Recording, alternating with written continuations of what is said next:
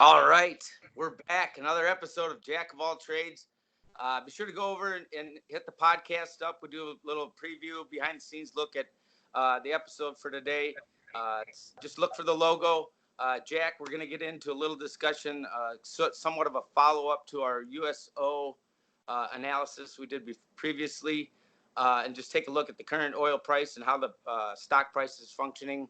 We're going to get into your graphs that we had up before, take another look at those and some of your spreadsheet work. Yeah, I don't want to. I don't want. We're kind of beating a dead horse on here, but the topic came up this week, and just in general, on some of the reasons why I tend to lean, more libertarian and less regulations, and some of it's personal, and some of it's just. And with all the bailouts and all the funding, I feel like the complexities of our systems, they don't favor the little guy, So and this is kind of a perfect example on a couple different levels, and then I want to look at kind of how it's interpreted by people versus, and this is kind of, I admit this is kind of a worst case scenario, but it's the things that go into these different ETFs and these different complex products. And now you have an ETF trading a complex product, and why this is how bad it can be. So, that's what we're looking at. I'll share my screen here and we'll kind of, bop around. You tell me when you're there. Yeah, we got it. We're up and going here. All right, so I'll just go over here to the browser first, and we had a listener, pointed this article out to us after the last one, and I went over some of it, and the idea, that I don't know. I think they write these articles, and I think if people don't understand exactly what's going on, I feel like they think it's okay, and this talks about like this oil ETF shaking up their structure. And this is on April 17th. And we did our first podcast on April 21st. And we pointed out like how crazy the oil situation was, and how basically just stay away from this. And it's just insanity. And if you don't have a dog in the fight, if you're not a refinery, if you're not a massive user who can take advantage of lower prices, like you shouldn't be out here speculating on oil prices. And then, an ETF is an electronically traded fund, so it's a fund, and that's, people are just in it to speculate on the price of oil. That's the only reason to get in and out of this fund. You buy it, and that's their stated goal, is to track the front month. And so, in this article there was a lot of stuff about how the time spread in contango is causing their low performance, and that's fine, but also what causes a poor performance is the amount of money they take from when people invest, and then as the price goes down, the money they have invested in oil, they are losing all that money, and then when they have to roll, it gets worse and worse. And so they were just, at this point in time, they were locking up losses, and it goes into this, they have these massive inflows. So it's like since March 1st, they had $3.4 billion of new net cash, with 725 just in that week. So this is April 17th. That's April 10th, April 17th. Well, they ended up doing, an 8-for-1 stock split on the I believe it was like the 27th or 28th, 29th, somewhere in there. But after this, okay, so like this is all talking about like, what they had to do. They had to roll out of this front month because the CFTC imposed position limits, so they couldn't hold more than 25% of the deliverable supply. And so they rolled them from June to, from May to June, from June to August, from June to July, to spread all that out, which to me, that's another somewhat of a workaround at what the rules are there for.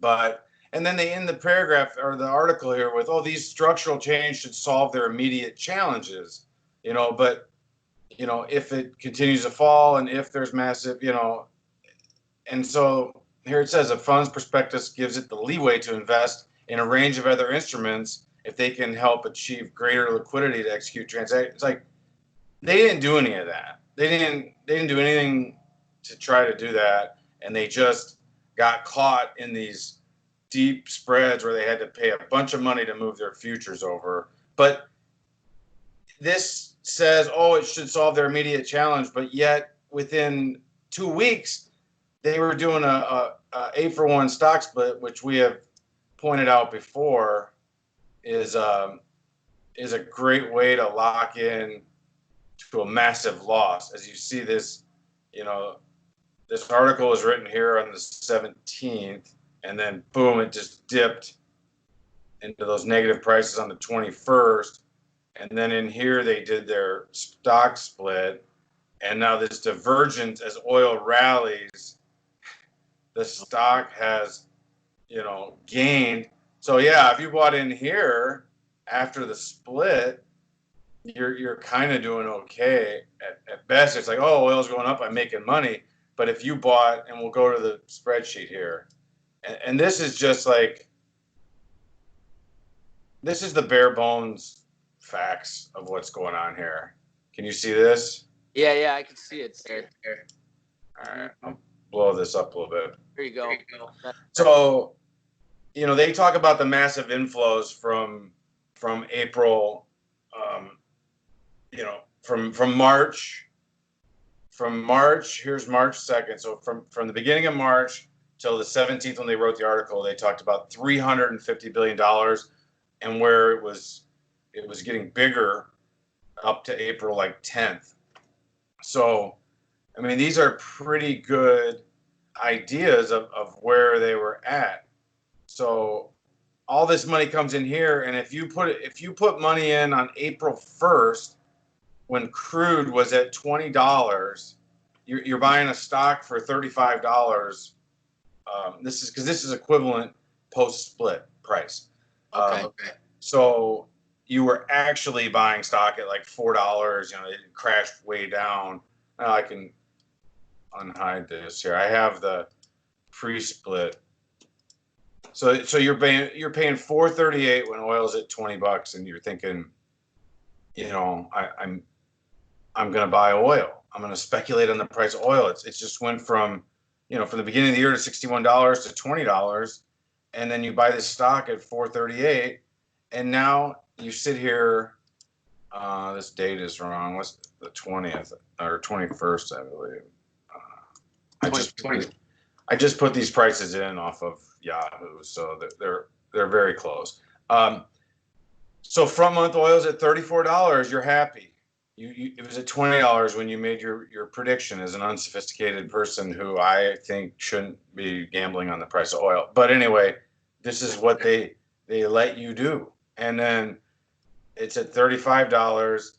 And this isn't like a long period of time and the fees added up and all this. And you shouldn't expect to have some reflection of the market, that they allow for. They say, that in their disclaimers that they legally have in there. This is where the price of oil went up $14, which is 70% in 7 weeks.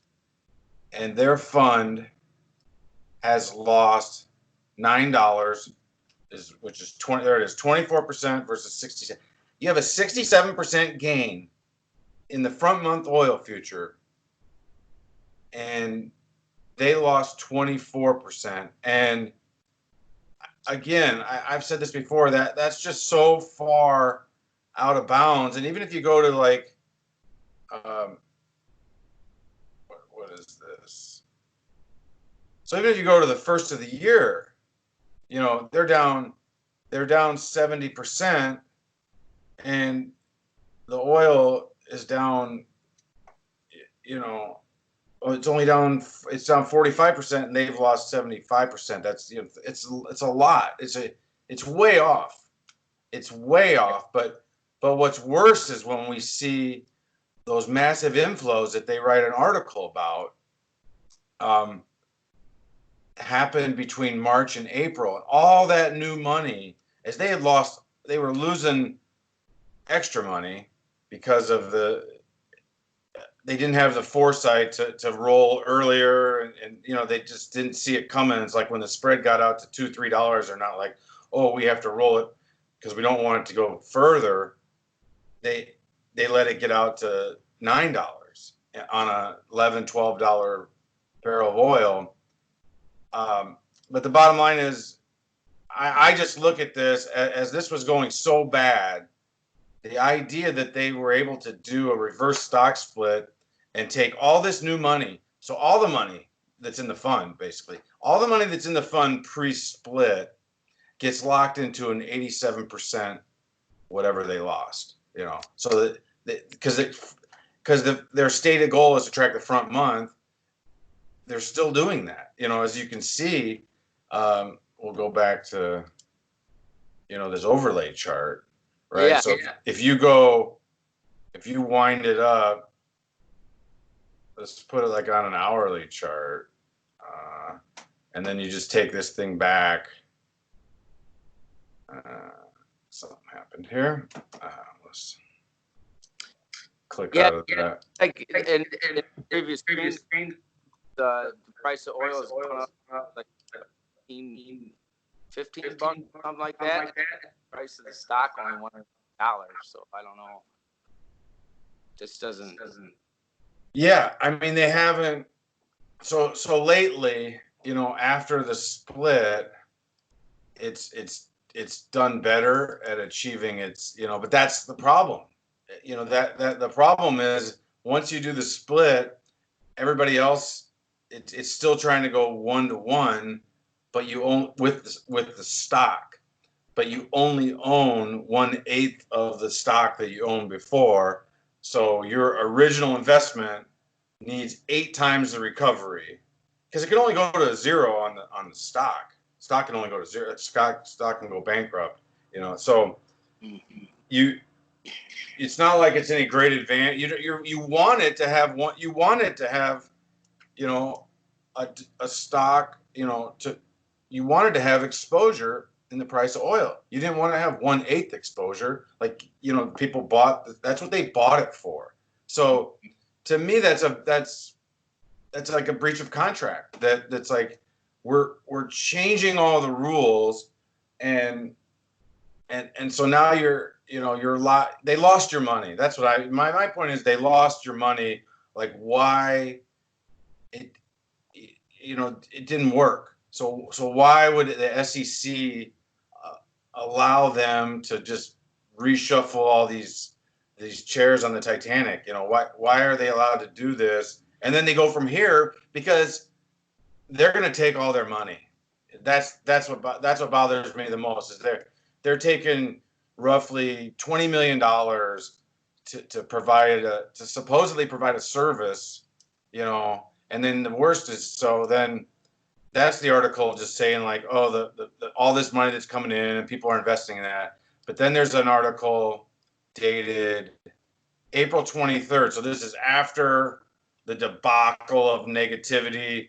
They've literally just lost tons of money because they had to do all this restructuring around the 17th. They had to pay up for all these, $6 to $9 rolls where they sell the June and buy the August, and they pay all this extra money, and they own the same amount.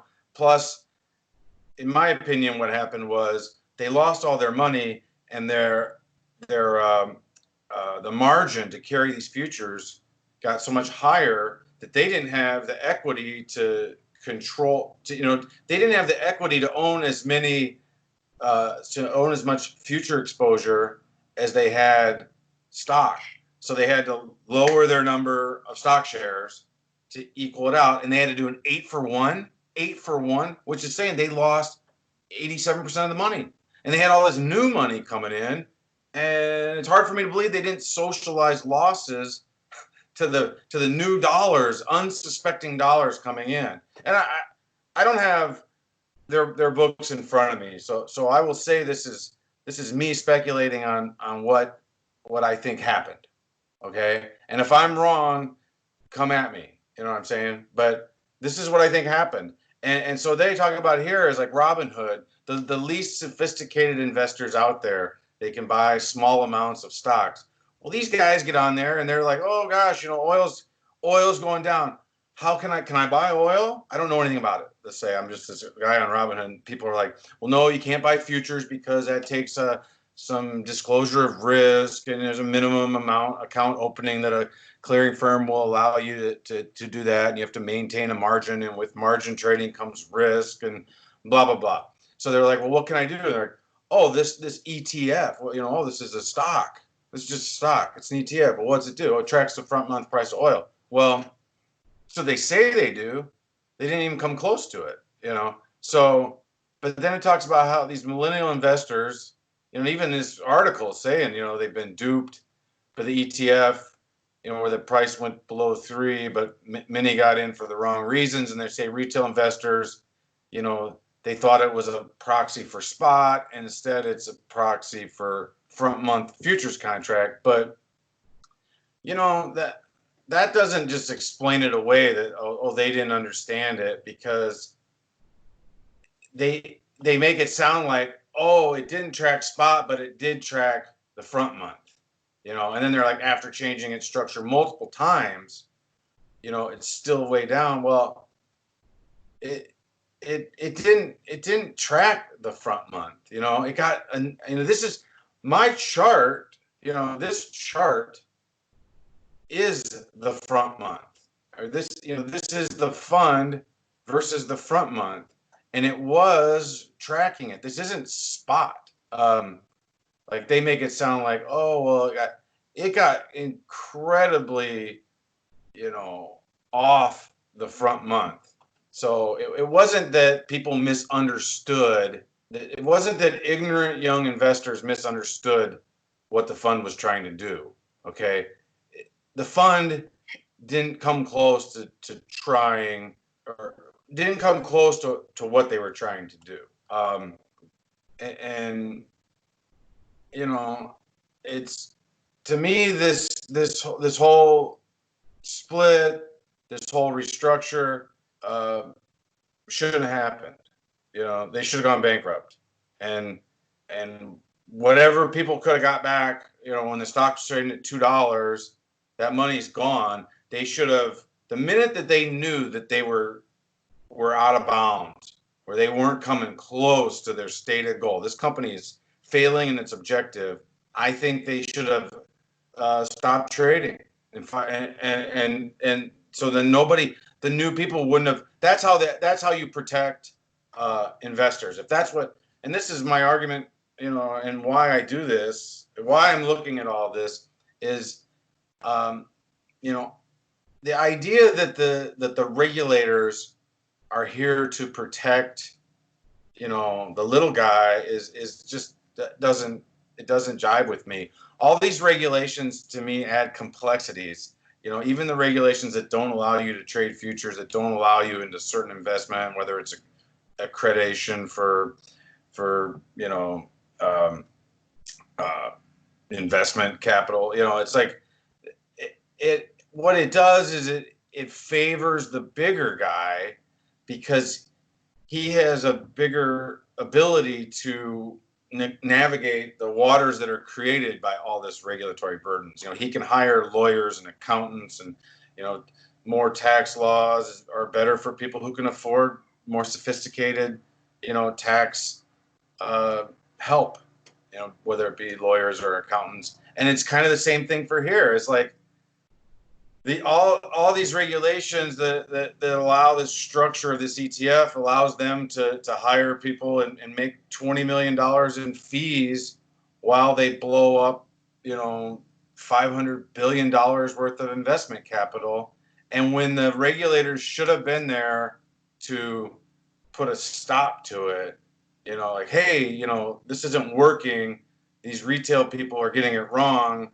They shouldn't be buying this. Like, it's like, well, they can buy whatever they want. Well, I think the company is breaching its contract by not doing what it was doing. And so if you, I don't think it's very possible, and I'm rambling here. I don't think it's possible that they didn't know that all this new money was gonna socialize losses for the old money just to keep the fund in business, because then they can still make their money. I mean, the fund makes money not if oil goes up or down. It just makes money by existing. You know, they're just a parasite. You know, on these people that are trying to speculate on the price of oil. Yeah, certainly. Like an absolute disaster. There's obviously got to be some kind of disregard what to how to even explain it, but it looks like an disaster. Like you said, probably should have just shut them down before money pours into this thing, because I don't see how it's getting any better. That's just our look at the USO as we want to. If you want to hit Jack up, Jack going to be at Jack Viking Twitter. If you want to hit me up on Twitter, just go to @FirstGator. And yeah, thanks for tuning into this episode, and be sure to tune in next time on Jack of All Trades.